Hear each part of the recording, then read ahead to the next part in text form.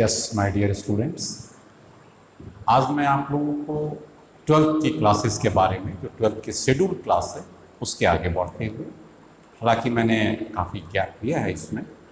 मैंने पिछली क्लासों में आपको इलेक्ट्रोस्टैटिक्स पढ़ाया था और उस इलेक्ट्रोस्टैटिक्स में मैंने आपके साथ डील किया था electric field lines and of course the properties of the electric field line and some numericals related to that. उसमें मैंने आपको बताया था किसी पॉइंट चार्ज के लिए इलेक्ट्रिक फील्ड क्या होगा, किसी रिंग के लिए क्या होगा, किसी लॉन्ग लाइन चार्ज के लिए क्या होगा। इस तरह से डिफरेंट केसेस के लिए मैंने आपको इलेक्ट्रिक फील्ड की कैलकुलेशन बताया था। आज मेरा जो स्पेशल क्लास होने जा रहा है वो स्पेशल क्लास का पेरिफेरी जो रहेगा electric potential energy and the relationship between electric field and potential. So three different parameters we will discuss in this particular class: electric potential energy, and the lastly a relationship between electric field and potential energy. Let us move one by one. तो आज मेरा पहला class आता है derive an expression for electric potential energy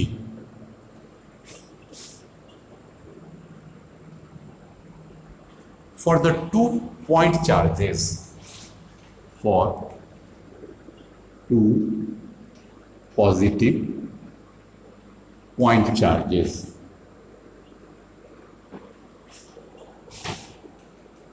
separated by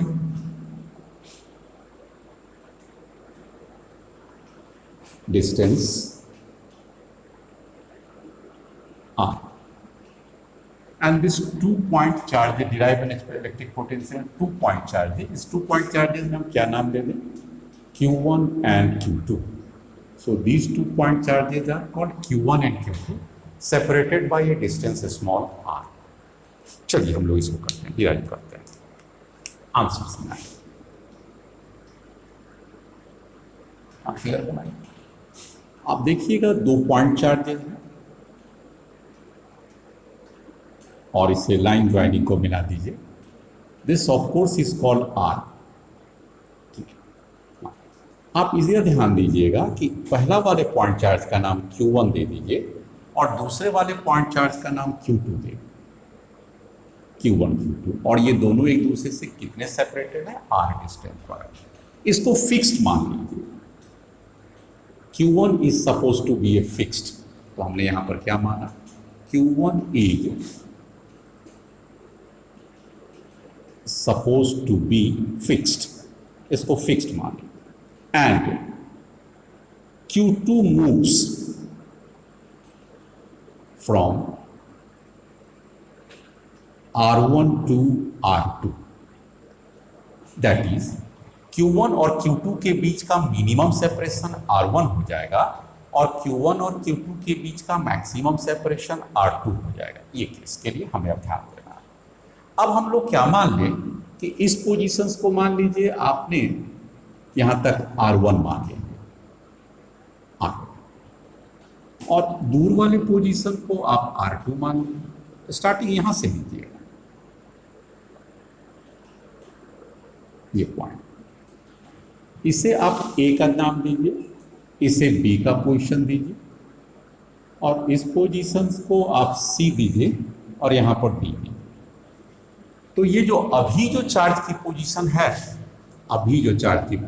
है, इस position से पहला वाला चार्ज से ये R डिस्टेंस पर है, लेकिन ये चार्ज सबसे नजदीक में कितना आ सकता है? C पॉइंट में, R1 डिस्टेंस में, और सबसे दूर कितना जा सकता है? यहां से R2 डिस्टेंस में। तो R1 to R2 Q2 moves, late, यहां पर मैंने माना late first Q2 is at R। अब क्या होगा बच्चे लोग?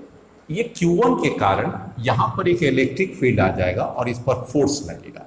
वह फोर्स कितना हो जाएगा? Q2 into E लगेगा, और जिसके कारण ये मूव करता हुआ थोड़ा आगे निकल आएगा और ये कितना डिस्टेंस ले लेंगे?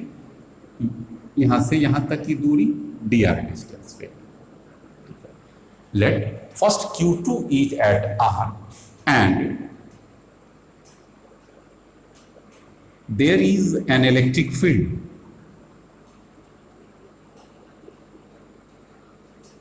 due to Q1 which acts on Q2 and force due to electric field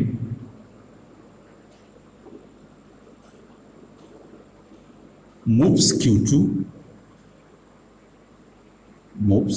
Q2 from R to R plus dr distance. स्पष्ट रूप से देखिएगा, ये Q1 फिक्स्ड है, Q2 मूव करता है, इसकी लिमिट कहां से कहां तक है, R1 से लेके R2 तक। अभी ये क्या पोजीशन है, R है और इस पर एक फोर्स लगा Q2E और कितना मूव करके आ गया dr। तो व्हाट इज द फोर्स आपके पास कितना लग रहा है, Q2 इंटू E फोर्स हो गया। किसके कारण लग रहा है, this is the electric force हो गया। Now what is the work done by the electric force, अब आपके पास क्या निकालना है, work done by electric force in moving charge from R to R plus dr। dr is the small distance। तो अब ये हमारे पास छोटा सा वर्क डन हो जाएगा, क्योंकि फोर्स है Q2E और E वेरिएबल होंगे R पर, इसलिए वर्क डन को हम लोग लिखेंगे Q2 into E into dot में दे सकते हैं, dot dr distance. This is the work done. यहाँ Q2 को छोड़ दीजिए, E के जगह पर आप लिख सकते हैं 1/4 पाई एप्सिलॉन नॉट, वह पहला चार्ज Q1 और डिस्टेंस है r² और dr लिखिए। What is the angle between E and dr, E का भी डायरेक्शन इधर ही लग रहा है, देखिए ध्यान से, E का डायरेक्शन इधर है और dr का भी डायरेक्शन इधर है। So what is the angle between E and dr, that is cos 0 degree dot product के हिसाब से। तो this is the small work done. Now what is the total work done, कितना हो जाएगा, इंटीग्रेट स्मॉल वर्क डन को integrate करेंगे, total work done हो जाएगा अंडर द प्रॉपर लिमिट। कहां से कहां लिमिट ले लेंगे हम, कहां स्टार्टिंग लेते हैं R1 और कहां फिनिश करते हैं R2। उस समय R1 पर वर्क 0, अभी हमने कोई भी डिस्प्लेसमेंट नहीं दिया, और यहां पर W। तो दिस वर्क डन का ये एक्सप्रेशन हो गया। इस वर्क डन में हमने ये वर्क डन का टोटल वर्क डन निकालेंगे, कहां से कहां तक के लिए, जब Q2 चार्ज R1 पर था और यही Q2 चार्ज जब D तक चला गया, C से D तक चला गया, तो कितना वर्क डन हो गया। तो दिस इज द इंटीग्रेशंस में आ जाएंगे, ये डाउन हो जाएगा।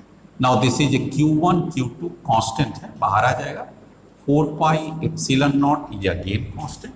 अब आपके पास जो कांस्टेंट नहीं है, वेरिएबल है, वो R का पावर -2 और dr और cos 0 इक्वल टू 1 और लिमिट इसकी हो गया R1 एंड R। इसको एक बार फिर से हम लोग इंटीग्रेट करें तो कितना हो जाएगा, Q1 Q2 4 pi epsilon not, R का -2 का मतलब हो जाएगा इंटीग्रेशन में -1/r and this is R1 R2। -2 का मतलब -2 + 1 डिवाइडेड बाई -2 + 1, तो ये -1/r आ जाएगा।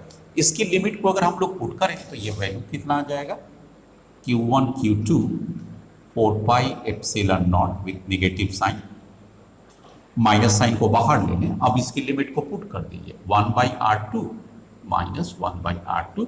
This is the work done, total work done, ये हो गया। वहां पर इक्वेशन 1। अब हमारे पास इसमें एक एजम्पशंस होगा, इस एजम्पशंस पर आप ध्यान दीजिएगा। व्हाट इज द एजम्पशंस, इस साइड आ जाएगा, एजम्पशंस होते हैं।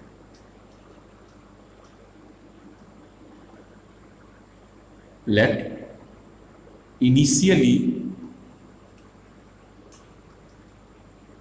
Q2 is at infinity।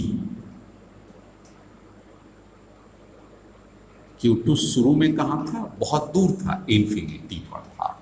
मतलब R1 शुरू में कहां पर था, टेंड्स टू इंफिनिटी, वेयर उस जगह के लिए एजम्पशन क्या मान लें, उस जगह के लिए मान लीजिए कि आपके पास हमारा वर्क डन, चलिए एक मिनट रुक जाइए थोड़ा सा, R1 इंफिनिटी होता है, थोड़ा सा इसको मान के छोड़ देंगे। अब एक चीज को आप नोट कीजिएगा, वर्क डन बराबर क्या होता है, एक चीज और भी ध्यान दीजिएगा, वर्क डन, ये कौन सा वर्क डन किया है, बाई इलेक्ट्रिक फील्ड। ये इलेक्ट्रिक फील्ड है, कौन सा इलेक्ट्रिक फील्ड था, अरे वही तो फोर्स उसको उस साइड पुश किया है, तो this is the work done by the electric field. According to the definitions, work done must be equal to change in potential energy, work done is equal to change in potential energy, तो this is called work done बराबर change in potential energy को U दे दिए, that is called change in potential energy, and this must be equal to Q1 by Q2 4 pi epsilon naught 1 by R1 with negative sign है, 1 by R2 rather minus R1। अब यहां पर बताते हैं, work done by the electric field equal to negative होता है, ये भी याद रखिएगा, negative of the change in potential energy. Work done अगर एक्सटर्नल फोर्स के करते तो पॉजिटिव होता, यहां पर डेल्टा डब्ल्यू क्या है, डेल्टा यू क्या है, change in potential energy, change in potential energy.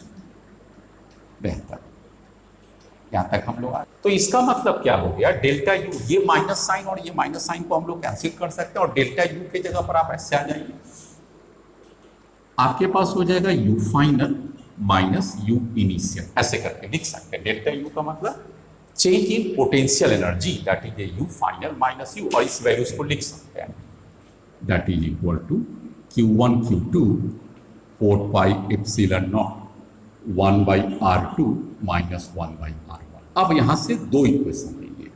अब वो जो एजम्पशन मैं यहां लिख रहा था at infinity R1 equal to infinity, तो पहला एजम्पशन क्या है, लेट एज्यूम, मतलब let R1 is infinity where the potential energy is equal to 0। जब R1 इंफिनिटी पर है तो ये एजम है, लेट का मतलब assume.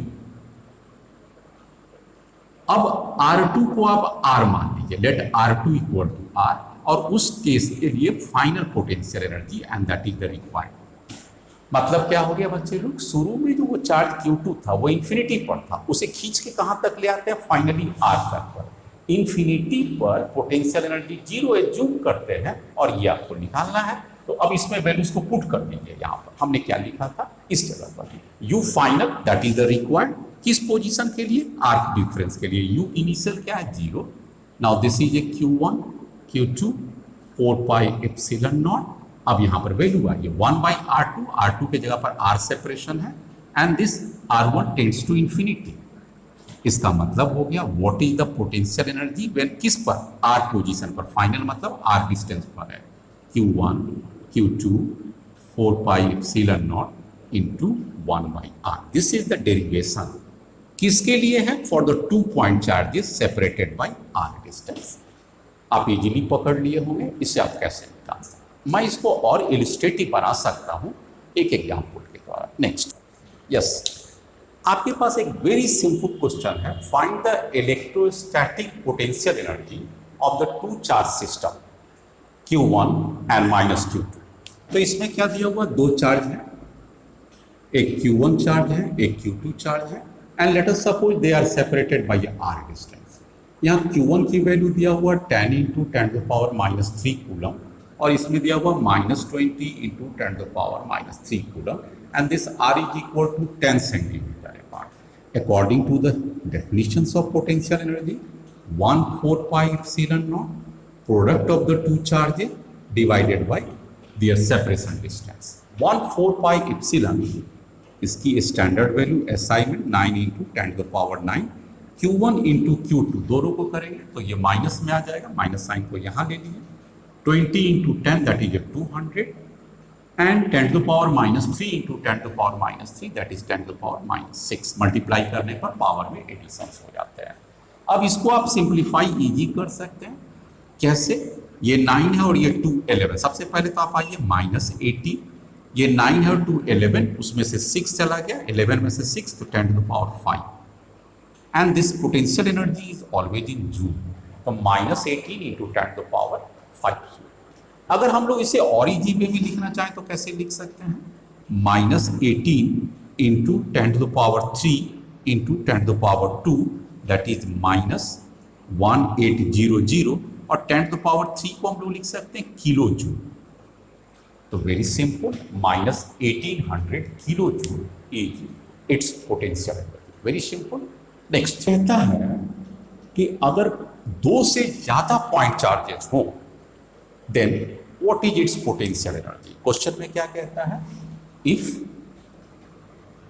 There are a number of point charges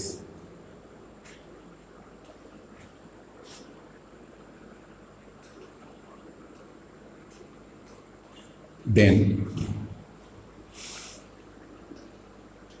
find the potential energy of system. Potential energy of system.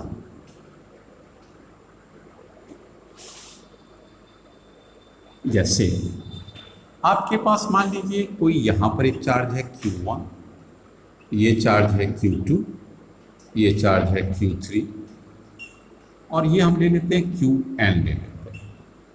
इसमें आपको क्या करना पड़ेगा? पोटेंशियल एनर्जी निकालने के लिए आपको देखना है कि ये और ये और ये और ये और ये कितने हो जाते हैं. यहां पर आप अगर ध्यान दीजिएगा तो 4 हो गए आपके. तो ये दोनों एक पेयर, ये दोनों एक पेयर, तो 4 पेयर तो आपके पास हो गए. और 2 डायगोनल पेयर भी हो जाएंगे बच्चे लोग. एक डायगोनल ये हो जाएंगे और एक डायगोनल ये हो जाएंगे. अगर इस सिस्टम की पोटेंशियल एनर्जी पूछा गया तो आप कैसे बनाएंगे इसका डिस्टेंस a है मान लीजिए, ये b है, ये c है, ये d है. यहां से यहां तक के लिए e देते हैं और ये डिस्टेंस को अगर f देते हैं तो can you find the electrostatic potential energy. तो दिस सिस्टम, जो सिस्टम देख रहे हैं, दिस सिस्टम हैज 6 पेयर्स में आपको चेक करना है. Therefore potential energy PE has 6 set. अब वो 6 सेट्स क्या होंगे? आइए, पोटेंशियल एनर्जी सिस्टम का एक कॉमन जो वर्ड आता है उसे आप बाहर ले लीजिए, 1/4 पाई एप्सिलॉन नॉट. अब पहला इसे ले लेते हैं Q1 Q2, आप किससे डिवाइड करेंगे? A से करेंगे. फिर इसको ले लीजिए Q2 Q4, आप देख सकते हैं D है. फिर इसको ले लीजिए, दिस इज Q1 Q2, आप इसे Q3 ले लीजिए. अब आप इसे ले सकते हैं Q3 Q4 C, और लास्ट में ले सकते हैं Q3 Q1 एंड B. ये 4 सेट हो गया. 2 डायगोनल का ले लीजिए तो वो क्या हो जाएगा? Q1 Q4, और ये हो जाएगा E. एक और डायगोनल ले लेंगे तो Q3 Q2 divided by F हो जाएगा. This is the system. ठीक हो गया. तो अगर हमारे पास काउंटिंग कैसे करेंगे कि ये कितना सेट बनाएगा, तो इसके लिए मैं एक शॉर्ट तरीका बनाता हूं. अब ध्यान दीजिएगा, नंबर ऑफ सेट्स, कौन सी बात हो गया? जैसे अगर 4 चार्ज था तो हमारे पास कितना सेट आ गया था? 6. तो नंबर ऑफ सेट्स की वैल्यूज अगर n हो तो ये ध्यान देना है n-1 डिवाइडेड बाई 2. जहां n क्या है? नंबर ऑफ सेट्स है, और स्मॉल n क्या है? Total number of charges. Total number of charges. अगर टोटल नंबर ऑफ चार्जेस को n मान लिया जाए तो कैपिटल N क्या वैल्यू क्या हो जाएगा? जैसे इस केस में कितना हो जाता? n की वैल्यू 4. यहां पर इस केस के लिए लीजिए तो कितना सेट हो जाता? 4 - 1 3 divided by 2, this is equal to 6. तो आपके पास 6 सेट आता इजीली आपके पास. ठीक है. एक सिंपल न्यूमेरिकल करके इसका हम लोग देख रहे हैं और आगे बढ़ते हुए. Yes, there is a question. आप सामने देखें, interesting question. Let us suppose there is a square and their corners has 4 different charges: -2 into 10 to the power -3 plus 2 10 to the power minus 3. This is a plus 2 10 to the power minus 3. This is a plus 2 into 10 to the power minus 3. और ये distance को हम 1 metre ले लें, इसे भी 1, ये भी 1, and this is 1 metre. So this is 1 into 1 metre square square. और उसके 4 कॉर्नर पर 4 चार्जेस रखे हुए हैं. आपसे पूछता है what is its potential energy. आपसे क्या क्वेश्चन पूछता है, what is potential energy of system. चलिए आपका क्या राय होगा भैया. सबसे पहले आप ये काउंट कर लीजिए कि इसमें कितना सेट बनाएगा. तो n equal to n minus 1 divided by 2.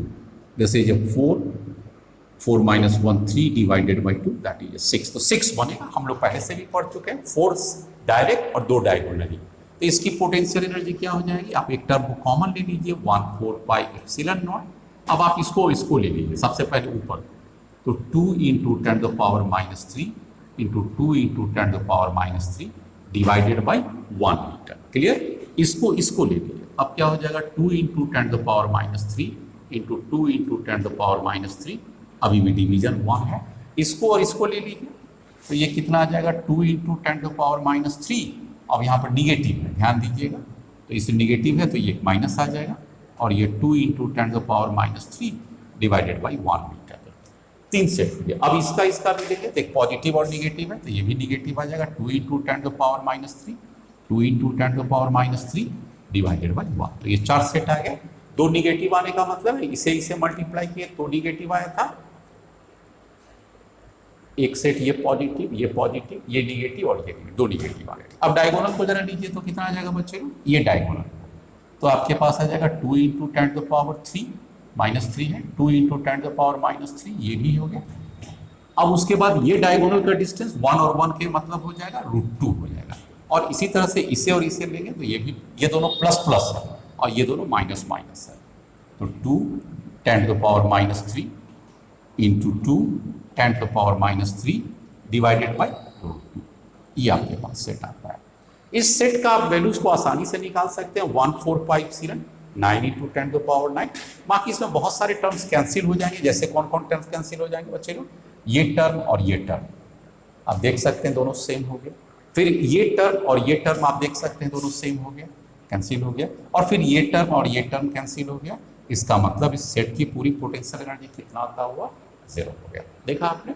Simple calculation है. अगर पॉजिटिव है तो पॉजिटिव, निगेटिव है तो निगेटिव, नहीं तो ये कैंसिल हो जाएगा. आप देख सकते हैं ये दोनों सेम सेट है, कैंसिल होगा. ये सेट और ये सेट सेम सेट है, कैंसिल होगा. और डायगोनल में एक पॉजिटिव है और एक नेगेटिव है, वो भी कैंसिल होगा. इस तरह से पोटेंशियल एनर्जी. Next question. कभी कभी आपसे ये पूछता है कि किसी सेट का पोटेंशियल एनर्जी कितना हुआ. इसका मतलब क्या हो गया, उस सेट को बनाने में कितना वर्क डन करना पड़ा. जैसे इस क्वेश्चन को देखिए. आपके पास ये क्वेश्चन आ जाए ऐसे. देखिए सपोज कीजिए ये प्लस क्यू है, ये भी प्लस क्यू है, ये भी प्लस क्यू है और ये भी प्लस क्यू है. They all have a plus Q. And let us suppose their separation distance is a. एक हमने जनरल स्क्वायर ले लिया, कॉर्नर पर प्लस क्यू चार्ज दिया और स्क्वायर का ईच साइड ए है. हम ये क्वेश्चन पूछ सकता है कि इस सिस्टम को बनाने में कितना वर्क डन करना पड़ा. क्वेश्चन क्या आएगा, पूछेगा what is work done required to do the system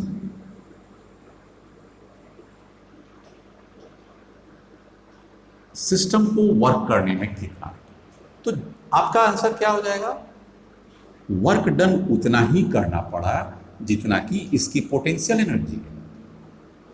potential energy आपने समझ लिया. इस सिस्टम को बनाने में work done to form system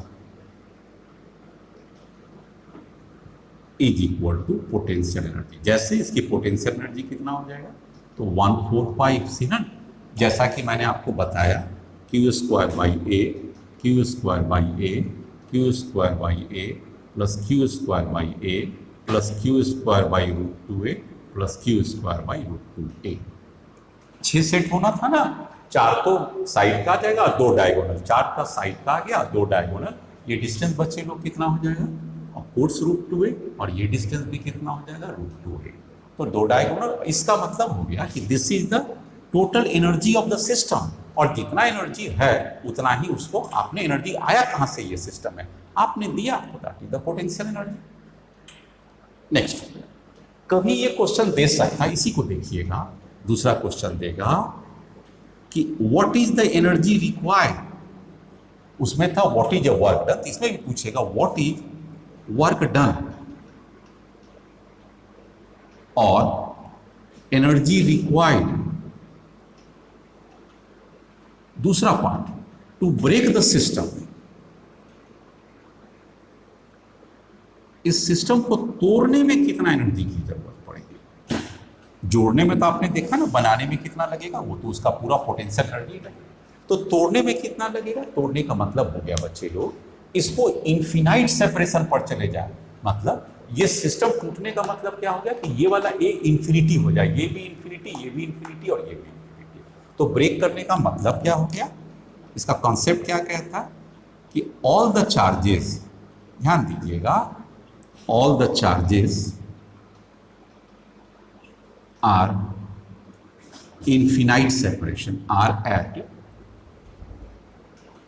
infinite separation, एक दूसरे से बहुत दूर हो जाए, उस केस में उसकी पोटेंशियल एनर्जी सिस्टम का कितना हो जाएगा, ये कॉन्सेप्ट है, आप पकड़ लीजिएगा, इसे 0 हो जाएगा। बेहतर बात। अब आप बताइए कि कितना वर्क डन देना पड़ेगा कि ये 0 हो जाएगा। उतना ही वर्क डन देना पड़ेगा। मान लीजिए ये प्लस है, तो आपको कितना वर्क डन करना पड़ेगा इस सवाल में। देयरफॉर वर्क डन कितना आप करेंगे, और एनर्जी सप्लाई, वो जो है ये क्या है, पॉजिटिव है, तो उतना ही निगेटिव दे दीजिए, तो negative of the potential energy. मतलब अगर इसमें सपोज कीजिए, एक कारण सपोज कीजिए कि ये आपका 100 यूनिट है, सपोज कीजिए, तो आपको कितना देना पड़ेगा सिस्टम को ब्रेक करने के लिए, -100 यूनिट। जूल मान कुछ भी हो सकता है, आपने समझा। अगर सिस्टम को बनाने में 100 जूल लगता है, तो सिस्टम को ब्रेक करने में कितना या कितना एनर्जी देना पड़ेगा या कितना वर्क डन करना पड़ेगा, तो 100 जूल या 100 यूनिट देना पड़ेगा। स्पष्ट बात। नेक्स्ट, अब आपके पास आता है क्वेश्चंस में defined electric potential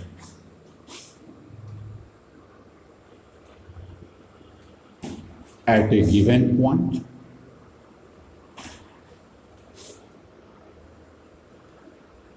due to a given charge.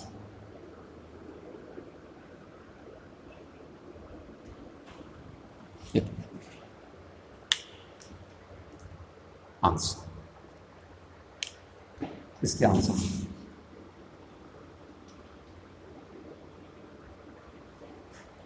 Electric potential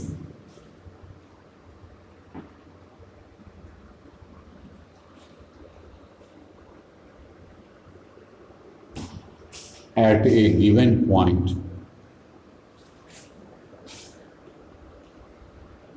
due to given charge distribution, due to given charge configuration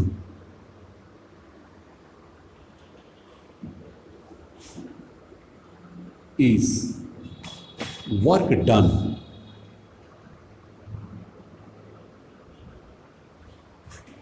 in bringing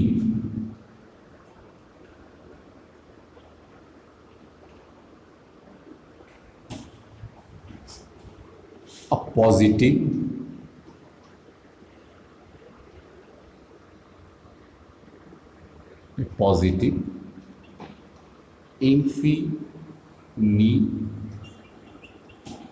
इन्फिनिटिस्मल मतलब बहुत छोटा पॉजिटिव चार्ज या test charge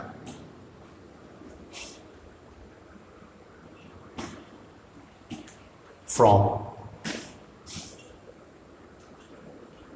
infinity to that point,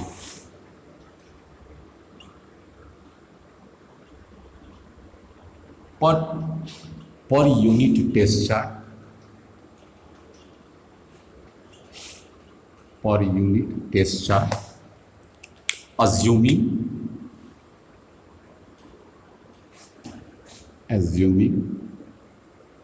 there is no acceleration, there is no acceleration of moving charge.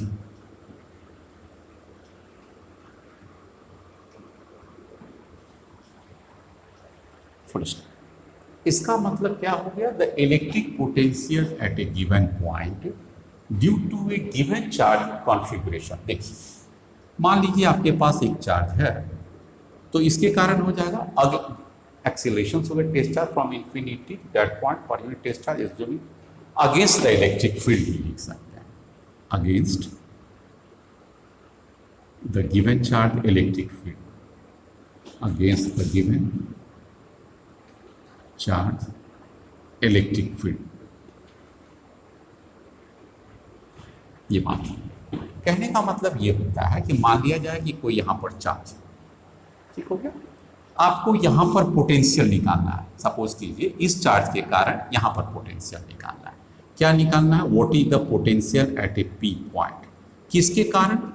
Due to given charge Q, इस Q का कितना distance पर? Are distance पर। अब आपका काम क्या रहेगा? आप इन्फिनाइटली से दूर चले जाइए और यहां पर एक test charge Q not equal to test charge. Test charge का नेचर क्या होता है?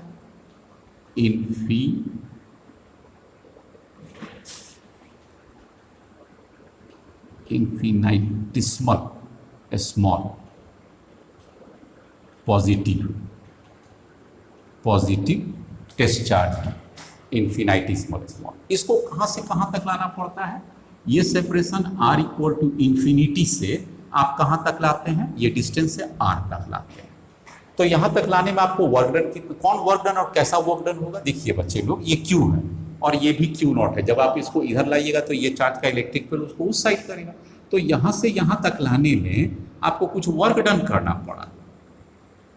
किसको कहां तक लाने में? इस चार्ज को मान लिया जाए कि इसका नाम हम एस ले लेते हैं, तो एस से पी तक लाने में कुछ वर्क डन करना पड़ा।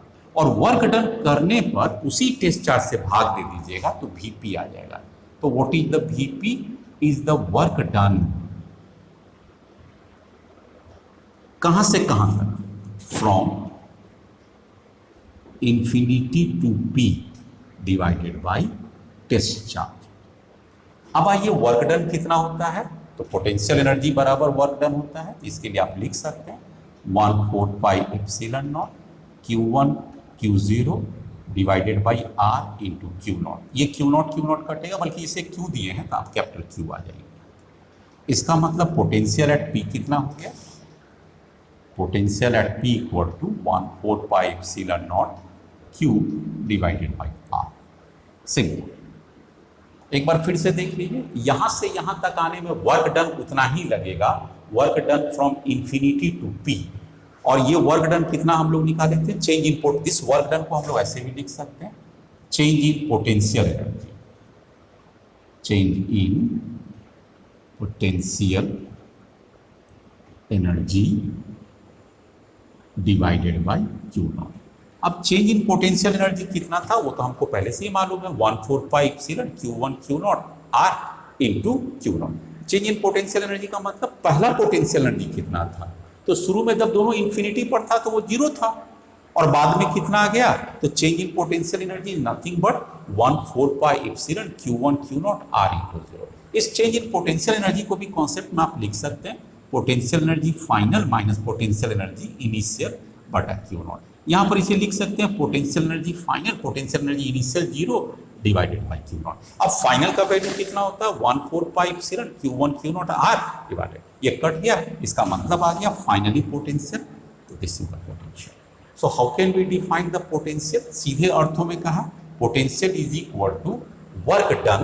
पोटेंशियल इक्वल टू हमने क्या लिखा है? Potential equal to work done, यहां पर आ जाइए, from infinity to the given point पर यूनिट टेस्ट चार्ज, और change in a potential energy per unit test charge assuming infinity पर पोटेंशियल एनर्जी कितना होगा? 0। ये एज्यूम कर देंगे, आपका डिफिनेशन आ जाएगा। नेक्स्ट आता है, ये तो आपका पोटेंशियल आ गया, किसके कारण? एक चार्ज के कारण।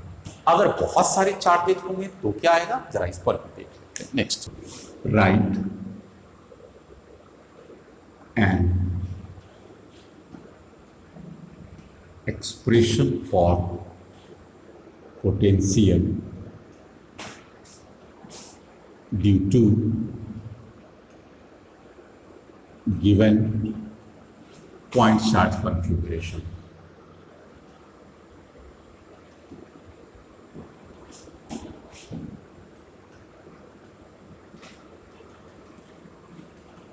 At a given point. ये आपका हेडलाइन हो गया।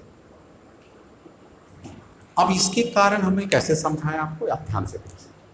Answer given point charge configuration का मतलब मैं यहां पर लेता हूं, लेट अस सपोज कीजिए Q1, यहां पर लेता हूं Q2 and for example it is Q1, और मैं आपको ये पॉइंट चार्ज देता हूं और इस पॉइंट से इसकी दूरी बता देता हूं, this is R1, this is R2 and let us suppose it is Rn।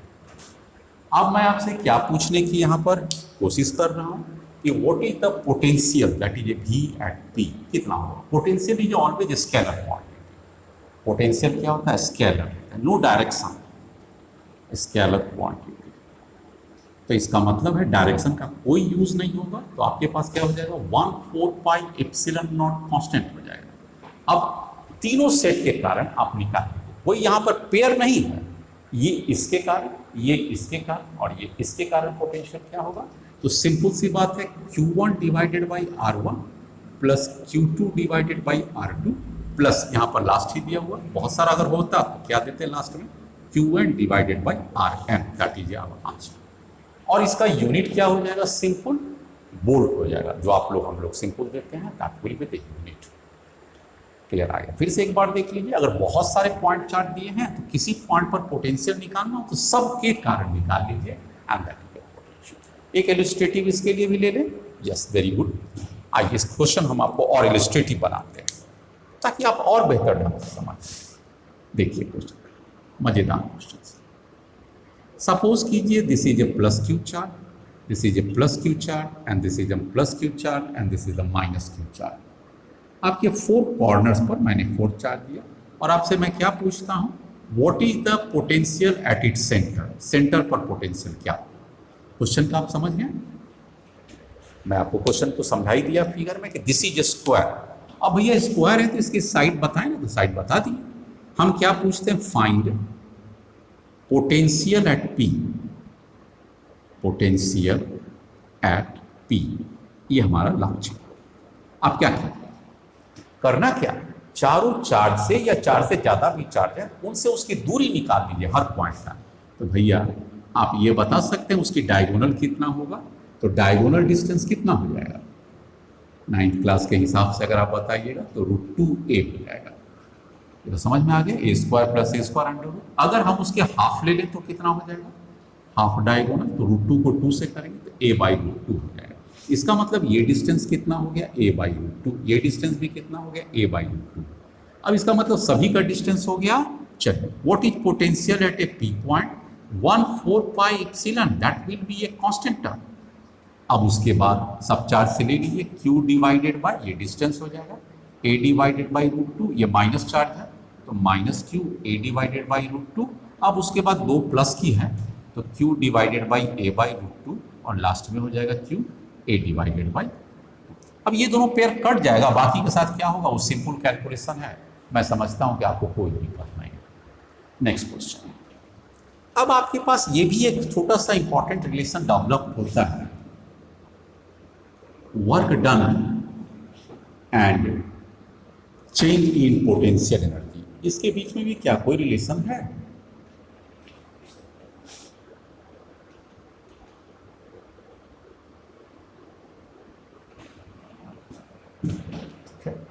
आपके लिए क्या होता है, दोनों को हमेशा याद रखिएगा।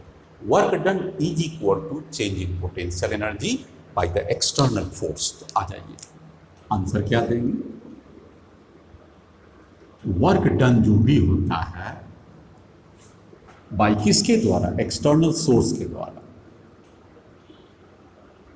External source. और ये हमेशा याद रखिएगा, this is equal to change in potential energy.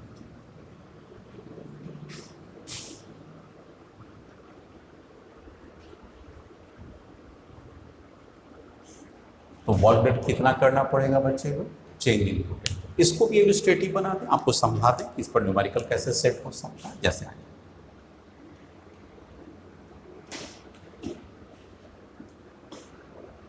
Suppose कीजिए एक स्क्वायर है, साइड ए है और इसके ऊपर 4 साइड है जैसा कि मैंने आपको दिया। इस पर क्यू है, इस पर भी क्यू है, late us suppose Q and Q. थोड़ा सा चेक करते, दिस इज स्टेप 1, पहला स्टेप में। अब इसको थोड़ा सा और इनलार्ज कर दिया, इनलार्ज कर दिया। क्या इनलार्ज किया कि सभी को 2a साइड पर कर दिया और ये 4 सेम, ये क्यू है, ये क्यू है, ये क्यू है। अब आपसे हम क्या पूछ सकते हैं कि वर्ड, इस सोर्स में क्वेश्चन तो ये हो गया, इसमें इलस्ट्रेटिव है मतलब इसका क्वेश्चन बनाएंगे। आपको हम क्या दे रहे हैं ध्यान से देखिएगा। What is work done, what is work done on set 1, इसे सेट 1 करेंगे, set 1, set 2। Work, what is work done on set 1 to become set 2। 1 से 2 होने में कितना वर्क डन करना पड़ेगा। आप क्या कीजिए, आपको मैंने बताया वर्क डन बराबर क्या हो जाएगा, चेंज इन, इसको चेंज कहते हैं पोटेंशियल एनर्जी, मतलब you final minus U initial. You final बच्चे लोग कौन है, वो। यू इनिशियल कौन है, ये। तो आप उसका फाइनल निकाल सकते हैं ना। उसके लिए यू फाइनल कितना हो जाएगा, ये वाला का 1/4 पाई एप्सिलॉन नॉट। और इसमें कितने सेट आ जाएंगे, 6 सेट। एक ये और 2 डायगोनल। उसी तरह से इसकी भी पोटेंशियल एनर्जी जो मैंने पिछले क्वेश्चन में, इस दोनों को पुट कर देंगे और आपका आंसर आ जाएगा। पहला उसका पोटेंशियल एनर्जी निकाल लेंगे, कैसा, कितना सेट बनेगा बच्चे लोग, 4 साइड्स हैं तो 6 बनेंगे। इसके भी 4 साइड हैं, 6 बनेंगे। उसकी पोटेंशियल एनर्जी से इसकी पोटेंशियल एनर्जी कर लीजिएगा, तो that is the work done. अगर वर्क डन फाइनल वाला छोटा आ गया तो वर्क डन आपका निगेटिव हो जाएगा, और अगर फाइनल बड़ा आ जाएगा तो इसमें आपको क्या लगता है, वर्क डन बढ़ेगा या घटेगा। आप अगर ध्यान से देखिएगा, अगर चार्ज वही है और सेपरेशन डिस्टेंस बढ़ता जाता है तो पोटेंशियल एनर्जी घट जाएगा। तो यू फाइनल स्मॉल है और यू इनिशियल लार्जर है, तो ये वैल्यू कितना आ जाएगा, दैट इज निगेटिव। तो किसी के भी साइज को बड़ा किया गया है पॉजिटिव चार्ज के लिए तो वर्क डन निगेटिव आ जाता है। और अगर बड़ा से छोटा करना रहता तब कितना हो जाता, मान लीजिए इस बड़ा को छोटा, तो इससे इसमें घटता। फाइनल आप देख सकते हैं, फाइनल माइनस इनिशियल, ये जो वर्क डन, कौन वर्क डन कर रहा है, एक्सटर्नल सोर्स। अब एक्सटर्नल सोर्स का क्या मतलब हो गया, ये भी स्पष्ट करना चाहिए। एक्सटर्नल सोर्स का मतलब हो गया कि हम और आप मैनुअली या मशीन से इसको करते हैं, जैसे इसको पकड़कर दूर किए, मैनुअली हो गया। और अगर खुद ये इलेक्ट्रिक यही चार्ज इसको उधर ठेल देगा तब कौन वर्क डन करेगा, इलेक्ट्रिक फील्ड करेगा। तब ये दोनों बराबर नहीं होते हैं। यहाँ पर क्या लिखा हुआ, work done by the external source, man और मशीन वो external source, electric field internal source होता है। नेक्स्ट एक रिलेशन आपका ये भी बहुत इंपॉर्टेंट है, change in potential, change in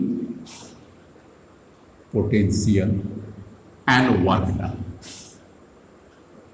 मैं समझता हूं कि ये बहुत महत्वपूर्ण है। ये क्या मतलब कहता है, आप क्या देखिए, चेंज इन पोटेंशियल को डेल्टा भी कहते हैं। This is called change in potential. This must be equal to work done. कौन work done, external, external divided by charge that moves, that present and moves। मतलब क्या हो जाएगा, इसका मतलब वर्क डन बराबर क्या हो जाएगा, तो आप याद रखिएगा, वर्क डन हो जाएगा Q इंटू डेल्टा V। बहुत इंपॉर्टेंट क्वेश्चन, इलिस्ट्रेटिव भी बना देंगे, मतलब एग्जाम्पल के द्वारा समझा देंगे। वर्क डन कौन, आप देख सकते हैं वहां पर क्लियर है, एक्सटर्नल फोर्स के द्वारा। एक्सटर्नल फोर्स के द्वारा वर्क डन कितना होता है, वह चार्ज जो मूव करेगा, Q that present and moves, and delta V का मतलब क्या हो गया, what is delta V, V final minus V initial, this is called change in potential, change in potential not energy। अब ये इसको क्वेश्चन बना के समझाइए सर, और बेहतर समझ में आएगा। बिल्कुल समझ में आएगा। आपके पास एक चार्ज यहां पर है, देख सकते हैं एक चार्ज यहां पर है, ऐसे भी ज्यादा पढ़ने से। Let us suppose it is a plus Q charge and here it is a plus Q charge. This is a, this is a, this is a, this is a। तो दो चार्ज हैं आपके पास, plus Q charge and plus Q charge, और यहां पर एक test charge है Q नॉट। टेस्ट मतलब मूवेबल, अरे जो मूव करेगा उसी को ना मूवेबल। और ये दोनों कौन सा नेचर का होगा, फिक्स्ड है, इसको थोड़ी मूव करना है, इसी तो के कारण तो हमको चेक करना है। अब मान लीजिए इसको यहां से मूव कराते कराते आप यहां तक ले आते हैं, फ्रॉम 1 to 2, तो आपसे क्या क्वेश्चन पूछता है, देखिएगा ध्यान से question, work done in moving कहां से कहां तक, फ्रॉम 1 to 2, 1 से 2 तक आने में कितना वर्क डन करना पड़ेगा, किसको, टू चार्ज। कौन सा चार्ज मूव करना है, Q नॉट। Q1 और ये दोनों क्या है, प्लस Q और प्लस Q, फिक्स चार्ज, इसको नहीं मूव करना है। आप कैसे वर्क डन निकालेंगे, तो एक तो वर्क डन का आपको हमने क्या तरीका बताया था, वर्क डन इक्वल टू, पहले बताया था work done equal to change in potential energy, मतलब जब ये यहां पर है तो इसके कारण होता है, इसके कारण होता है और इसके कारण, ये पोटेंशियल एनर्जी निकाल लेते हैं। जब ये यहां पर आ गया तभी पोटेंशियल एनर्जी निकाल लेते हैं, दोनों का डिफरेंस कर देते हैं, आपको वर्क डन आ जाता है। लेकिन अभी ये फॉर्मूला से क्या हो जाएगा, ये देखिए कहता है Q, और अब क्या हो जाएगा, V final minus V initial. आइए बात है, Q रहने दीजिए, V फाइनल कितना होगा, फाइनल मतलब कौन सा हो गया, यही ना फाइनल हो गया। इनिशियल का मतलब कौन हो गया, ये जहां पर 1 था वो इनिशियल का है। अब Q फाइनल कितना होगा, कितना चार्ज है, 2 चार्ज है ना बच्चे लोग, तो बोलिए Q फाइनल क्या होगा, 1/4 पाई एप्सिलॉन नॉट, इसके कारण यहां पर लिखेंगे तो क्या हो जाएगा, Q divided by A, plus इस चार्ज के कारण यहां पर लिखेंगे तो क्या हो जाएगा, 1/4 pi epsilon Q divided by √2A। This is the final, आप देख सकते हैं ये हो गया फाइनल। किसके कारण फाइनल, इसके और इसके कारण, यहां पर सिर्फ एक के कारण नहीं, जितना चार्ज रहेगा टेस्ट को छोड़कर, क्योंकि टेस्ट तो मूवेबल है ना, तो 2 के कारण यहां पर पोटेंशियल कितना हुआ। अब इसका इनिशियल कितना हो जाएगा, माइनस साइन दीजिए, इनिशियल मतलब कहां पर, यहां पर, एक इसके कारण लीजिए तो कितना हो जाएगा, 1/4 pi epsilon nought Q by A, और एक इसके कारण यहां पर लीजिए, इसके कारण यहां पर लीजिए तो वो कितना हो जाएगा, 1/4 पाई एप्सिलॉन Q बटा √2A। ये दोनों कैंसिल हो जाएगा, ये और ये पार्ट दोनों सेम है, इसका मतलब हो गया Q इंटू 0, इसका मतलब हो गया 0। तो what is the work done, इस चार्ज को यहां से यहां तक लाने में कोई फर्क ही नहीं पड़ा। इसके पीछे कारण क्या था, अरे भाई इस दोनों चार्ज के कारण जो पोटेंशियल यहां पर होगा वही सिस्टम तो लगभग क्या सेम सिस्टम है ना, ये दूरी है √2A और यहां से A, इसके लिए भी √2A और इसके लिए A, दोनों का चार्ज का मैग्नीट्यूड प्लस प्लस Q, इसलिए वर्क डन 0 हो गया। तो आपको दो बेहतरीन फॉर्मूला बताएं, work done by the external force is equal to change in potential energy, और दूसरा मैंने बताया work done by the external force, force भी लिख लीजिए, इज इक्वल टू वह चार्ज जो मूव करता है, Q मूवेबल, ये मूवेबल चार्ज है, Q कौन सा हो जाएगा, मूवेबल, एंड डेल्टा भी वहां पर लिखा हुआ चेंज इन पोटेंशियल। नेक्स्ट, कभी कभी आपके पास ये भी आ सकता है, derive an expression, derive an expression for electric field and electric potential। Electric potential को भी लिखते हैं और इलेक्ट्रिक फील्ड को ई लिख दिया, ये बात हो गई। इलेक्ट्रिक फील्ड किसके कारण होता है? जब चार्ज होंगे तभी इलेक्ट्रिक फील्ड। तो consider due to given charge configuration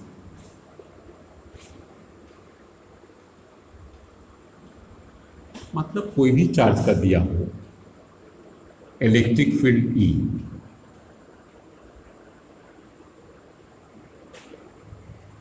तो जैसे मान लिया जाए कि कोई चार्ज है, हमारे पास इलेक्ट्रिक फील्ड ऐसे आता है, इस पी पॉइंट पर आ गया, तो यहाँ पर बहुत सारे चार्ज रखे होंगे, बहुत सारे चार्ज होंगे, हमें ये जानने की ज़रूरत नहीं है, लेकिन इस चार्ज के कारण इलेक्ट्रिक फील्ड यहाँ पर इस दिशा में,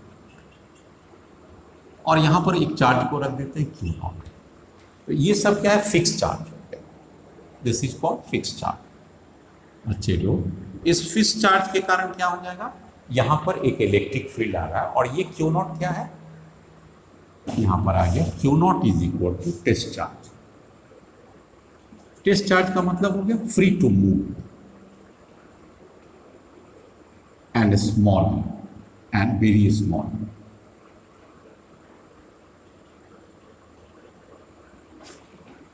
अब क्या होगा? गेस कीजिए।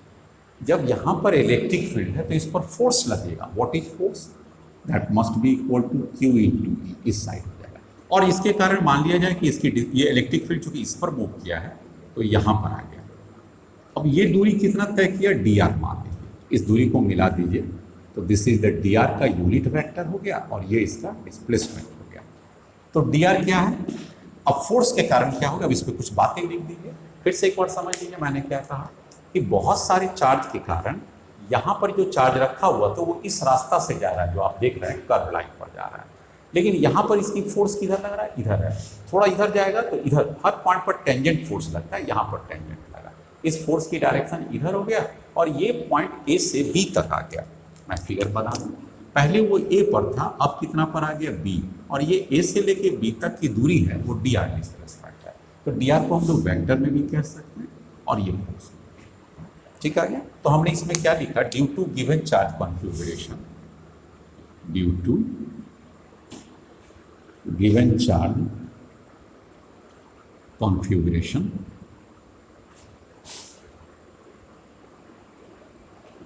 E electric field generate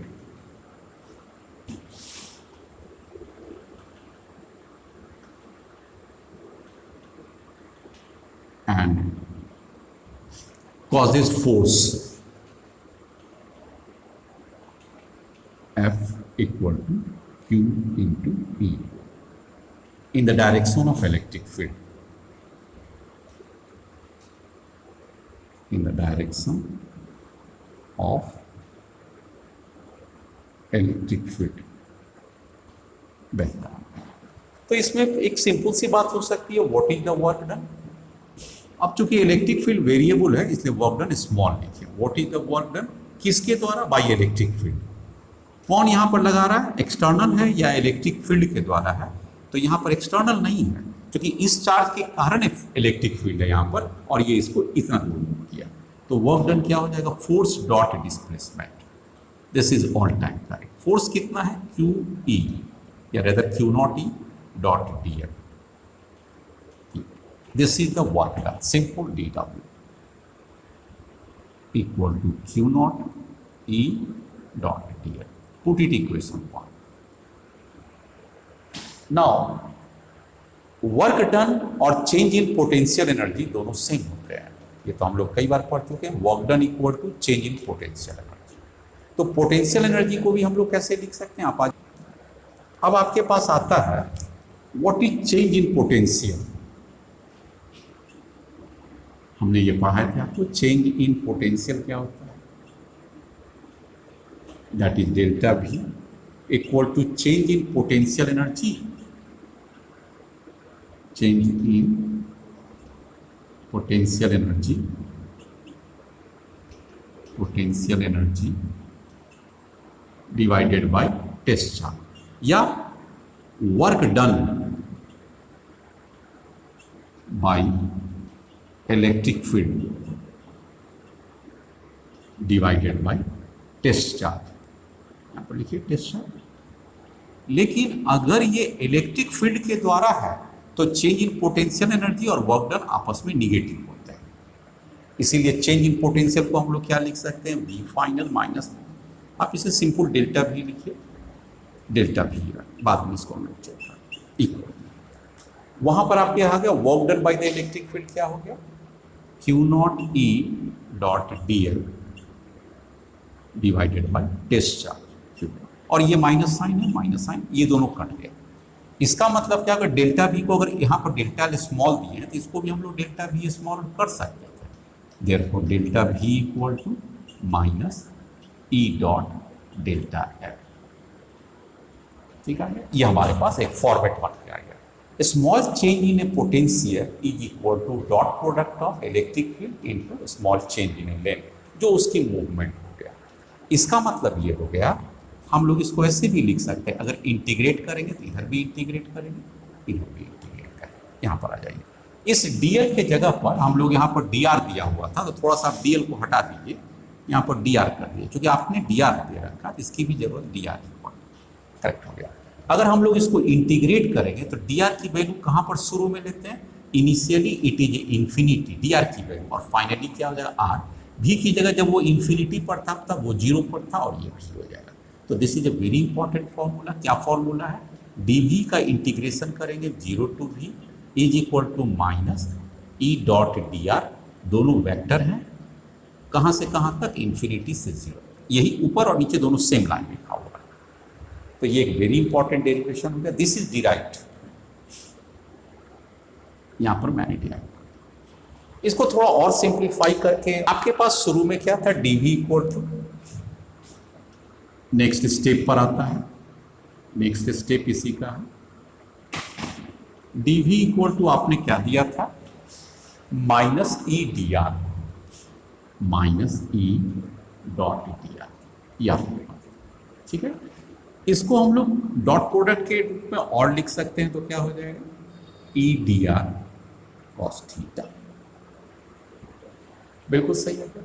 इसको हम लोग अगर डिफरेंशियल फॉर्म में लिखेंगे तो आप याद रखिएगा, ये डेल भी हो जाएगा और यहाँ माइनस ई हो जाएगा, ई कॉस थीटा, यहाँ पर एक वर्ड आप याद रखिएगा, D R cos theta is equal to del are.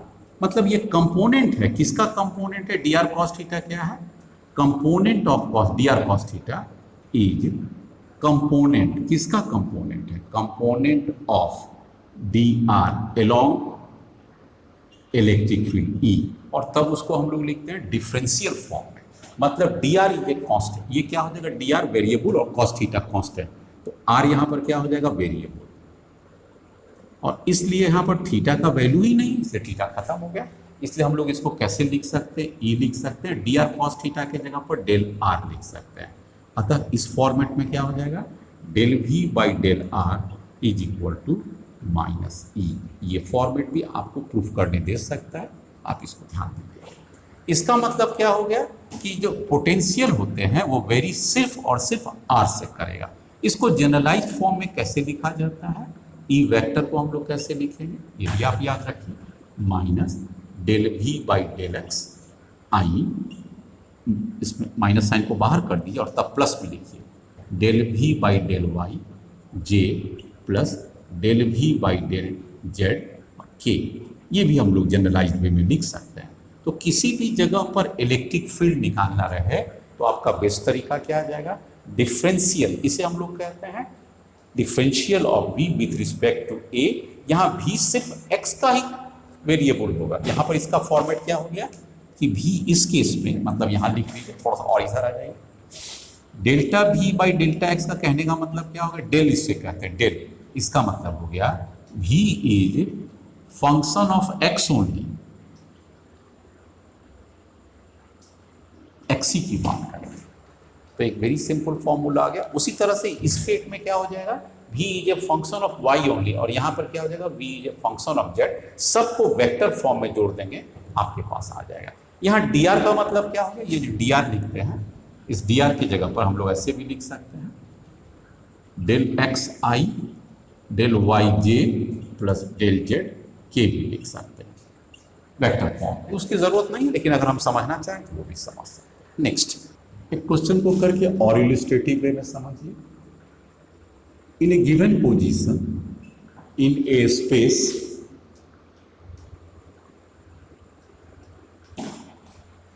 ठीक है, the potential is given as v equal to 2x square, where x is distance in meter, v is potential in volt। आपसे क्या पूछता है? Find electric field.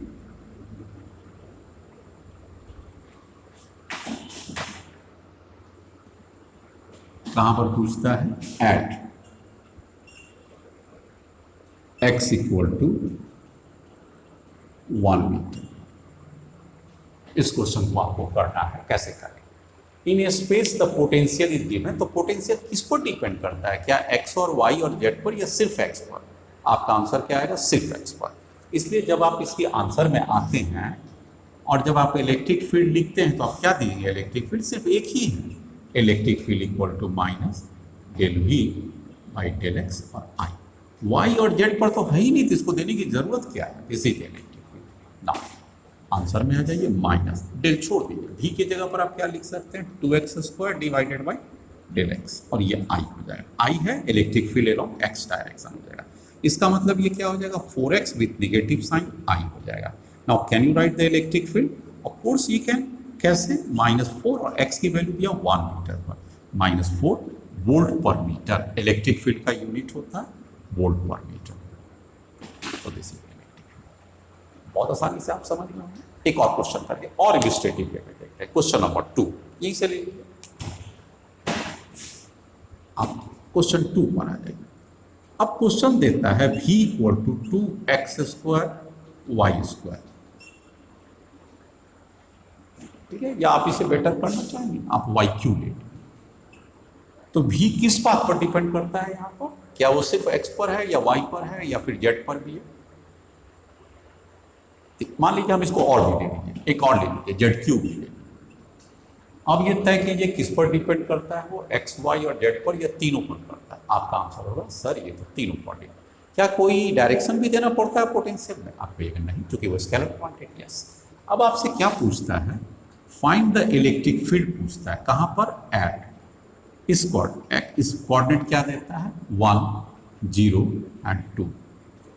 इस coordinate पर पूछता है। किस पॉइंट पर पूछता है? पी पॉइंट पर। इलेक्ट्रिक फील्ड पी पॉइंट पर पूछता है, उसकी कोऑर्डिनेट क्या दिया हुआ? 102 मीटर। आप समझ में आ गया? तो यहां पर पोटेंशियल है, 3 बात पर निर्भर करता है। तो इलेक्ट्रिक फील्ड आप क्या करेंगे? इलेक्ट्रिक फील्ड 3 बार निकालिए। आप पहला क्या कीजिएगा? Del V by del x I. E Y के ये कौन सा निकल जाएगा? ई एक्स निकल जाएगा। ई वाई के लिए आप क्या दीजिएगा? Minus del V by del Y j. और ई जेड के लिए क्या लीजिएगा? Minus del V by del z और के। आपके पास स्पष्ट हो गया।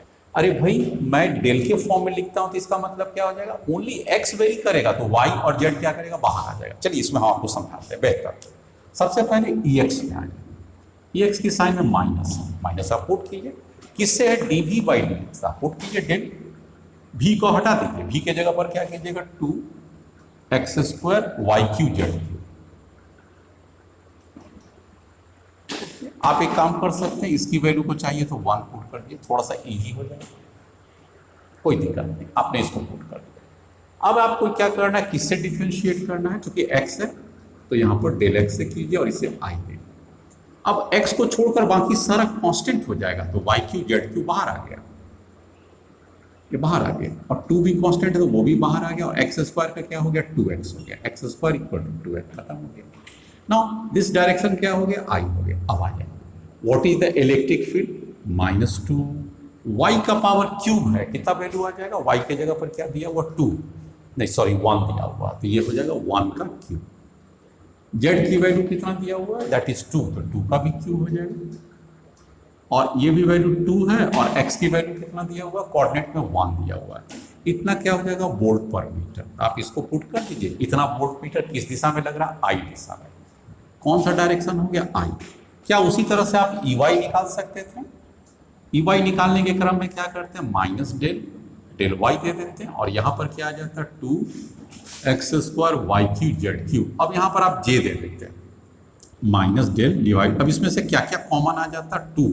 y को छोड़कर बाकी को बाहर कर देते हैं और y के लिए क्या हो जाता है 3y²। This is the EY with negative sign और j। अब सबकी x y z की वैल्यूज पुट कर दीजिए और फाइनली आपका E का वैल्यू क्या हो जाता, ऐसे लिख देते हैं EX plus EY plus EZ। EX में I, इसको J प्लस इसको K।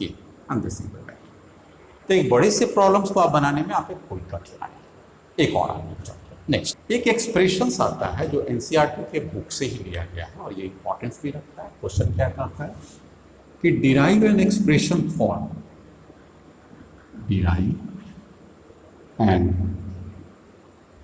Expression for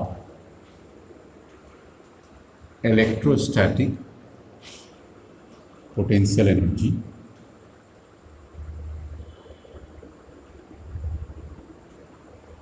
for 2-point charges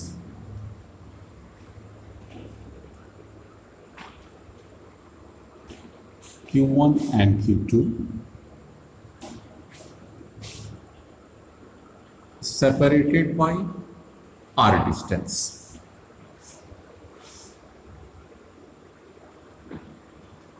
In externally applied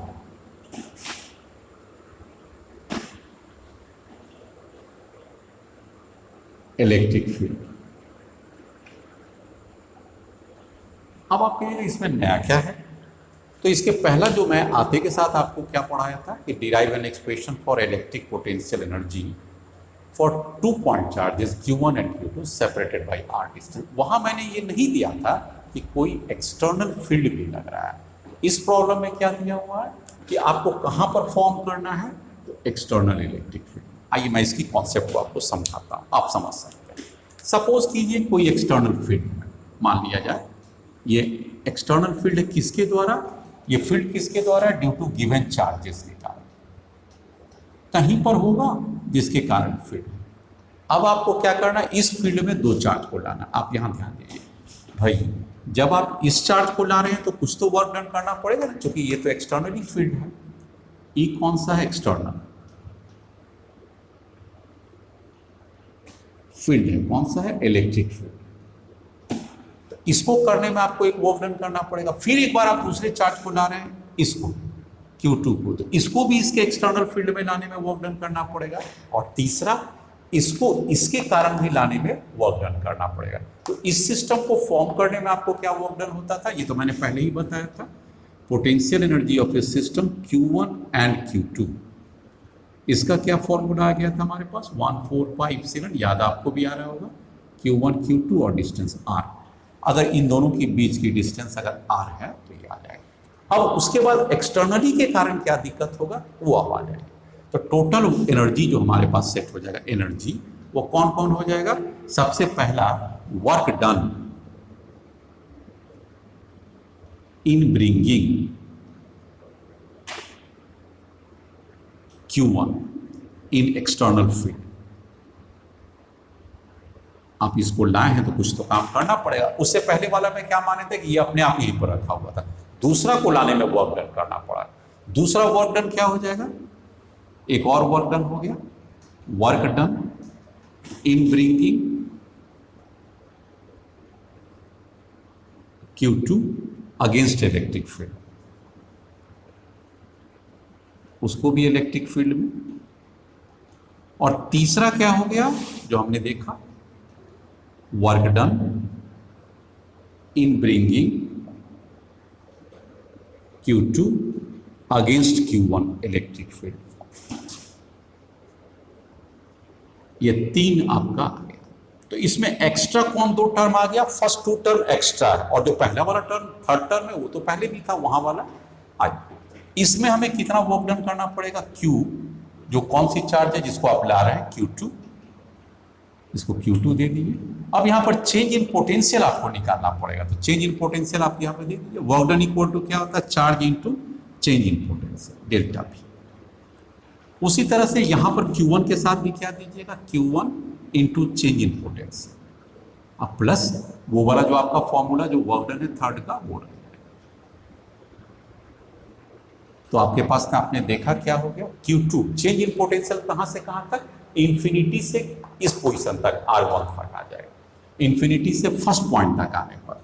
और दूसरा वाला में क्या आ जाएगा, इंफिनिटी से यहां तक आने, उसमें यहां तक आना था और इसमें केस में हो जाएगा। तो ये दोनों डेल्टा भी अलग अलग आ जाएगा। डेल्टा भी कहां से कहां तक आ जाएगा, इसको हम लोग कर दें फ्रॉम इंफिनिटी टू 1, और यहां पर क्या आ जाएगा, फॉर इंफिनिटी टू 2 पोजीशन। देख लीजिएगा डेल्टा भी की पोजीशन कहां से चेंज करेगा, कहां से लाना था, इंफिनिटी से, और कहां पर लाए थे, इस पॉइंट को 1 पर। इसमें क्या था, इंफिनिटी से कहां तक लाए थे, 2 से, माइनस से। इस पर एक हम लोग इलस्ट्रेटिव एग्जाम्पल बना लेते हैं और अब हम लोग नेक्स्ट क्लास के लिए छोड़ दें, लेकिन एक एग्जाम इसके समझाते हैं, आप बेहतर ढंग से समझेंगे और वो बहुत इंपॉर्टेंट सवाल भी है। Next, there is a very important question concern with the NCERT question. क्या पूछता है, आसान सा क्वेश्चन लगता है। Determine the electrostatic potential energy of the system of 2 charges 7 microcoulomb and -2 microcoulomb with no external electric field. मतलब क्या होगा, जो मैंने कॉन्सेप्ट दिया था कि बाहर से कोई है या नहीं है, तो इस केस में तो नहीं है।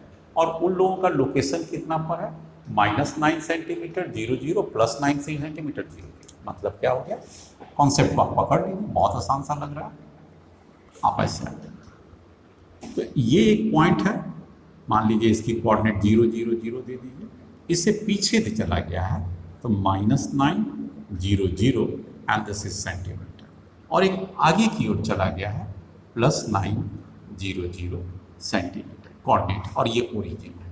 मतलब ये डिस्टेंस कितना हो गया, 9 सेंटीमीटर, और ये डिस्टेंस भी कितना हो गया, यहाँ से यहाँ तक की डिस्टेंस 9 है और यहाँ से यहाँ तक का पीछे गया, ये अलग बात है, लेकिन है तो डिस्टेंस 9 सेंटीमीटर हो गया। ठीक है, यहाँ पर चार्ज को कितना दिया गया है, 7 माइक्रोकूलम, और इस जगह पर चार्ज को कितना दिया गया है, 2 माइक्रोकूलम। -9 पर 7 है, -9 पर 7 है, 7 पर है, हाँ -9 है, और -2 पर प्लस, ये सही दिया गया। इसमें आपसे क्या पूछ रहा है, determine the electric potential energy. तो आपके लिए electric potential energy of the system क्या हो गया, आप अपनी तरफ से सोचिए, मैं भी सोच लूँ। मैं तो ये सोचता हूँ कि 1/4 pi epsilon not product of the 2 charges Q1 into Q2 divided by R, separation distance. चलिए इसकी यूज़ कर लीजिए। ये वैल्यू कितना आता है, SI यूनिट में 10⁻9। दोनों चार्ज की प्रोडक्ट है 7, माइक्रो का मतलब बच्चे लोग 10⁻6, और यहाँ पर निगेटिव है तो ये निगेटिव यहाँ आ जाएगा, 2 into 10⁻6 divided by R। R कितना हो जाएगा, यहाँ से यहाँ 9 सेंटीमीटर है और यहाँ से भी 9 सेंटीमीटर है, तो टोटल डिस्टेंस कितना हो गया, 14 सेंटीमीटर। तो ये हो जाएगा 14 इंटू 10⁻²। इसको सिंप्लीफाई कर लें तो हमारे पास कितना आ जाएगा, ये 2 हो जाएगा, ये 2 से ये 2 कटेगा। अब हमारे पास आ जाएगा 12 और ये ऊपर आ जाएगा 11, तो आपके पास कितना बचेगा, -9, ये कट चुका है आपके पास 9 इंटू 10⁻, ये भी 9, ये भी आ जाएगा 10⁻−12, और 9 और ये ऊपर चला जाएगा, इसे आप 11 कर सकते हैं। इसका मतलब ये वैल्यूज़ कितना आ जाएगा, -9 इंटू 10⁻−1, तो ये कितना वैल्यूज होगा, 0.9। आपके पास कौन सा सिस्टम्स में आ जाएगा, हम सभी SI यूनिट में लिखें तो ये हो गया 0.9। बेहतर ढंग से आप समझ सकते हैं, इसमें कोई दिक्कत नहीं हो गया। तो ये आपके पास कितना आ गया, 0.9 आ गया। तो एक सिस्टम तो निकल गया। उसके बाद आपसे क्या पूछता है बच्चे लोग, आप ध्यान से देखिएगा, आपका सेकंड पार्ट में, how much work is required to separate the 2 charges. भाई इसको सेपरेट करेंगे तो वो कहाँ चला जाएगा, इन्फिनिटी पर, और इन्फिनिटी पर जाके उसकी पोटेंशियल एनर्जी या टोटल पोटेंशियल एनर्जी कितना हो जाएगा, 0 हो जाएगा। तो आपको कहता अभी पोटेंशियल एनर्जी -9 है, कितना वर्क डन करेंगे, 0 हो जाएगा। ऐसे आइए, U आपके पास गिवन है, प्लस इस पर वर्क डन कीजिए, और ये कितना हो जाना चाहिए, 0। ठीक हो गया, U आपके पास है, कितना वर्क डन करे कि इन्फिनाइट सेपरेशन पर, और वहां पोटेंशियल एनर्जी कितना हो जाएगा, 0 रहने दीजिए। यू कितना है, -0.9 जूल। वर्क डन आपको करना है और कितना हो जाएगा, 0। इसका मतलब वर्क डन कितना करेंगे, +0.9 जूल। आपको मैंने पहले भी बताया था कि सिस्टम के पास जितना भी एनर्जी होगा, अगर वर्क डन करना है उसे ब्रेक करने में, तो इसको 0 हो जाना पड़ेगा। तो 0 होने के लिए कितना वर्क डन करना पड़ेगा, +0.9। तो सिस्टम को ब्रेक करने में इतनी की जरूरत पड़ा। तो 2 पार्ट भी खत्म हो गया। तीसरा कहता है, suppose the same charges is now placed in the external field. अगर एक्सटर्नल फील्ड है हमारे पास, ये वैल्यू है, तो what is the electrostatic energy. तो एक तो सिस्टम का ये वाला इलेक्ट्रोस्टैटिक एनर्जी तो रहेगा ही, मैंने बताया था ना। इसको मैं जरा फिर से बता दूं, थोड़ा सा थर्ड पॉइंट के लिए मैं एक बार फिर से आगे आ गया। हाँ, सिर्फ इतना याद रखिएगा कि वो वाला सिस्टम के लिए -0.9 जूल आ गया था, सिस्टम के पास था। अब उसके अतिरिक्त क्या होगा, ये बात को ध्यान देखिए। इसमें क्या हुआ, कहता है बाहर से भी कोई एक्सटर्नल फील्ड है, ठीक है, जो भी होगी कोई दिक्कत नहीं है। ये Q1 को आने में कितना वर्क डन आप टोटल करना पड़ेगा, आपके पास पूछता है suppose the same what is the electrostatic potential energy. तो एनर्जी कितना कितना हो जाएगा, एक तो आपके पास पहला वाला हो गया 1/4 pi epsilon Q1 Q2 divided by R, potential energy हो गया पहला। इस तो हम लोग Q1 और Q2 दो चार्ज हो गया, ये Q1 है और यहाँ पर क्या था, ये Q2 है, और दोनों के बीच की डिस्टेंस क्या था, R। ये R कितना था, 9 × 10⁻⁻2 मीटर। ये तो हमने देखा, हालांकि ये कोऑर्डिनेट में दिया हुआ था, ये पीछे -9 है। अच्छा, 18 सेंटीमीटर हो जाता, हमने कितना ले लिया था, 14 सेंटीमीटर। थोड़ा सा मिस्टेक हमसे हो गया था, हमने उस सवाल में लगता है कि हमने 14 सेंटीमीटर ले लिया था। 9 और 9 18 सेंटीमीटर आ जाता है। ओके, हम लोग इसको सवाल को थोड़ा सा चेंज कर लीजिए अपनी ज़रूरत के मुताबिक। इसको 7 सेंटीमीटर कर लीजिए और इसको भी 7 कर लीजिए, ताकि मैंने उसे 14 कर दिया था। तो 14 करने में तो ये 7 और 7 लेंगे तभी तो आएगा। ओके, कोई दिक्कत नहीं है, बाकी सब कुछ सेम है। सवाल में थोड़ा सा हमने चेंज कर लिया, -7 एंड +7 सेंटीमीटर। इससे क्या हमारे पास आ गया, उस डेटा को जो मैंने पुट किया था वो सही आ गया, एक ही हो गया। दूसरा वर्क डन हमें क्या करना पड़ेगा, इसको जो इलेक्ट्रिक फील्ड में लाएं तो ये Q1 हो जाएगा और वो हो जाएगा पोटेंशियल, यहाँ पर का पोटेंशियल 1 पर V1, और वो कहाँ तक हो जाएगा, R1 के हो जाएगा। दूसरा एक Q2 हो जाएगा, वहाँ का पोटेंशियल क्या करेंगे, V2 हो जाएगा, और वो कौन सा डिस्टेंस के लिए, R2 हो जाएगा। ये हो जाएगा, ये वाला वैल्यू तो हमने निकाला था ना, हमें याद है, -0.9 जूल आया था, उसे तो रख लेंगे। इस दोनों को कैसे निकालेंगे अब आपको मैं ये बताता हूँ।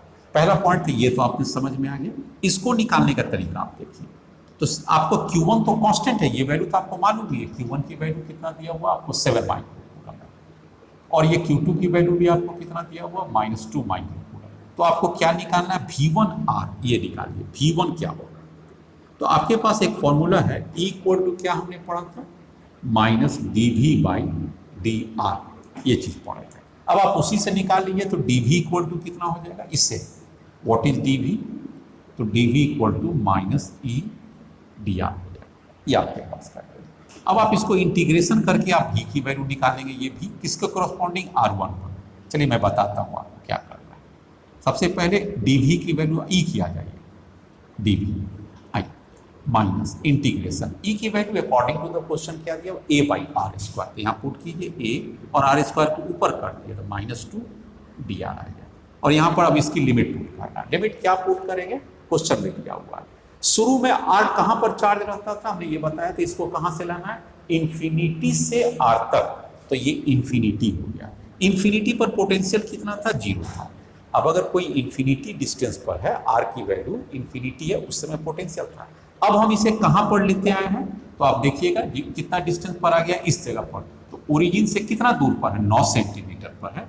तो 9 × 10, 9 इसको कम कर दिए थे क्या आप लोग, 7 सेंटीमीटर पर। तो इसकी यूनिट को क्या पुट करेंगे, 7 × 10⁻²। कहाँ से कहाँ तक आ गया, इन्फिनिटी। और इस पॉइंट पर क्या आ गया, V। तो आप पोटेंशियल को निकाल सकते हैं। बच्चे लोग कैसे हो जाएगा बताइए, dV का इंटीग्रेशन V और V -0 कर लो। इस साइड में एक कांस्टेंट है, बाहर कर दीजिए। R का -2 कितना हो जाएगा, -1/r हो जाएगा, और इसकी लिमिट पुट कर दीजिए, infinity to 7। Infinity to 7 into 10⁻²। अब इसकी वैल्यूज क्या आ जाएगा, v माइनस को इधर कर दीजिए, -a, इसकी वैल्यूज को पुट कर दीजिए। एक बार में i का अपर वैल्यू 7 इंटू 10⁻², एक बार में i का वैल्यू इन्फिनिटी, तो ये वैल्यू कितना आ गया, v equal to -a divided by 7 into 10⁻², volt per meter unit, volt sorry, केवल वोल्ट आएगा, इलेक्ट्रिक फील्ड वोल्ट पर। एक वैल्यू दिया हुआ ना वहां पर, उसको इससे डिवाइड कर दीजिए, v निकल गया। तो आपका ये वर्क डन, ये वाला v, Q1 v के जगह पर ये v निकल जाएगा, आप यहाँ पर पुट कीजिएगा, ये V1 आप दे दीजिए बेटर, तो इस जगह का पोटेंशियल। नेक्स्ट में आता है आपका V2 क्या होगा, वहां पर आइए V2 के लिए, आप समझ गए यहाँ पर अब क्या करना है। अब दूसरा वाला पार्ट में क्या कीजिएगा, Q1 ये उठा लीजिएगा 7, अब V1 की वैल्यूज को यहाँ, अब आपके पास एक ये बच गया। लास्ट में एक और बता देता हूँ, एक बार फिर से ये फॉर्मूला लीजिए, तो dV इक्वल टू क्या हो जाएगा बच्चेगा, E dr हो जाएगा। चलो अब आपका काम क्या करना है, निगेटिव साइन है तो निगेटिव साइन इंटीग्रेट कर लीजिएगा। यहाँ पर जैसा मैंने बताया E माइनस ई के जगह पर एक बार सेम चीज हो जाएगा, E और R के value -2 dr with integration and limit, dV का लिमिट। इसमें लिमिट में क्या क्या पुट करेंगे, जो उसमें पुट किए थे इन्फिनिटी, उस समय ये पोटेंशियल क्या है, 0। अब कहाँ पर है, अब यहाँ पर देखिए, अब कहाँ पर है, 7 सेंटीमीटर किधर है, वो 7 सेंटीमीटर आगे था, ये 7 सेंटीमीटर पीछे है। इन्फिनिटी से लाना है तो कितना डिस्टेंस पर लाना है, इन्फिनिटी से 0 से कितना दूरी पर है, तो 0 से अभी भी तो ये 7 सेंटीमीटर पर ही है ना। इन्फिनिटी से देखिए आपको कहाँ से लाना है, इन्फिनिटी से लाना है, तो इन्फिनिटी से ये कितना दूरी पर है, अपने ओरिजिन से। इन्फिनिटी तो ओरिजिन से ना था, तो ओरिजिन से इन्फिनिटी पर था, तो ये ओरिजिन से नेक्स्ट आर कितना है, तो ये भी तो 7 सेंटीमीटर ही है, तो ये भी कितना हो जाएगा, 7 सेंटीमीटर, 7 इंटू 10⁻²। अब यहाँ पर आपका इसकी भी वैल्यूज को आप नोट कर लीजिएगा, और ये भी वैल्यू आपका V2 निकल जाएगा। V2 में कहाँ से कहाँ तक है, from infinity to 7 to the power with negative sign, उसकी भी वैल्यू निकल जाएगा।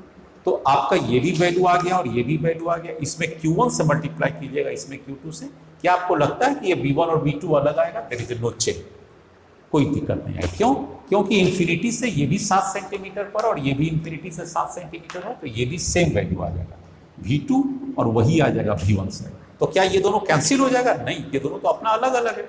Q1 इंटू V1 आएगा और यहाँ पर Q2 इंटू V2, लेकिन V1 R1 और V2 R2 सेम आ गया। क्यों सेम आ गया, फिर से एक बार देख लीजिए, ये भी 7 सेंटीमीटर ओरिजिन से और ये भी 7 सेंटीमीटर है। इन्फिनिटी है तो इधर से इन्फिनिटी से जाएंगे, और अगर यहाँ पर आना है तो इधर इन्फिनिटी से आएंगे। तो दोनों ही हालत में हम कितना डिस्टेंस पर आए हुए हैं, 7 सेंटीमीटर ओरिजिन से, और उधर भी 7 सेंटीमीटर, ये हमारे पास आ गया। इसलिए फाइनल वर्क डन आ जाएगा। ये वाला हमारे पास 0.9 जूल आया था, और इसका निकाल के तीनों को ऐड कर देंगे। ये एक लंबा सवाल होता है, लेकिन कॉन्सेप्ट्स में कोई भी लंबा नहीं।